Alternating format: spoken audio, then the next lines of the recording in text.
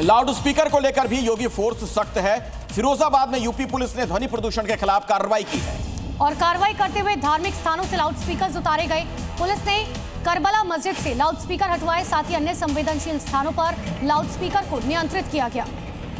तो फिरोजाबाद से अभी की बड़ी खबर आपको बता दें, ध्वनि प्रदूषण के मामले में पुलिस ने सख्ती दिखाई है। कई जगहों से आप देख रहे हैं लाउड स्पीकर को हटाया गया।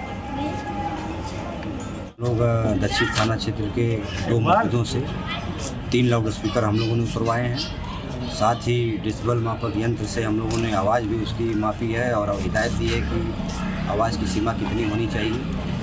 ये हम लोग अनुपालन करा रहे हैं। साथ ही साथ जितने क्योंकि शादियों का भी मौसम आ रहा है, लगन का मौसम आ रहा है और निकट भविष्य में बच्चों की बोर्ड के एग्ज़ाम भी होने हैं, इन्हीं सभी को ध्यान में रखते हुए लगातार हम लोगों का अभियान ये जारी रहेगा। और चलिए अब आपको बता दें कि यूपी में लाउड स्पीकर को लेकर क्या कुछ नियम कानून है जो आपके लिए जानने काफी जरूरी है। दरअसल धार्मिक स्थलों पर लाउड स्पीकर्स के लिए अनुमति जरूरी है, निर्धारित मानकों का पालन करना जरूरी है और निर्धारित मानकों से अधिक आवाज नहीं होनी चाहिए।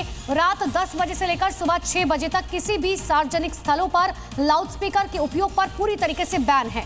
धार्मिक स्थलों पर लाउड स्पीकर की आवाज परिसर से बाहर नहीं जानी चाहिए, यह भी नियम है। इसके अलावा रिहायशी इलाकों में दिन में 55 डेसिबल और रात में मात्र 45 डेसिबल तक सीमित रखने के निर्देश है। नियमों का उल्लंघन करने वालों पर सख्त कार्रवाई की जाती है और लाउड स्पीकर्स को हटाया जाता है।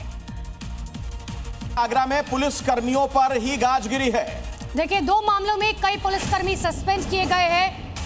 योगी आदित्यनाथ की जीरो टॉलरेंस नीति के तहत ये बड़ा एक्शन लिया गया है। गैंगस्टर एक्ट की धमकी देकर रिश्वत मांगने का आरोप इन पुलिसकर्मियों पर लगा। तो रिश्वत के तौर पर जूते लेते दिखे पुलिसकर्मी, 2 पुलिसकर्मियों को किया गया है सस्पेंड। तो पुलिस वालों के खिलाफ भी कार्रवाई हो रही है अगर वो भ्रष्टाचार में लिप्त हैं, अगर वो अनैतिक काम कर रहे हैं।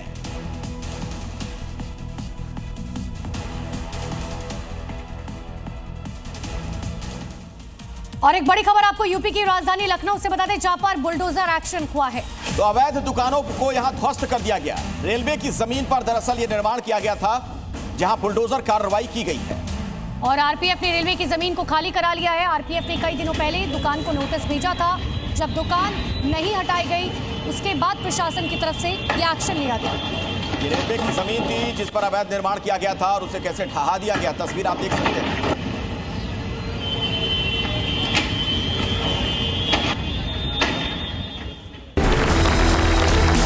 किसको अच्छा कर्म माने और किसको बुरा कर्म माने। धर्म किसके लिए है, अगर ये पकड़ लिया तो धर्म क्या है ये अपने आप साफ हो जाएगा। क्या आप भी सहमत हैं कि कर्म ही धर्म है?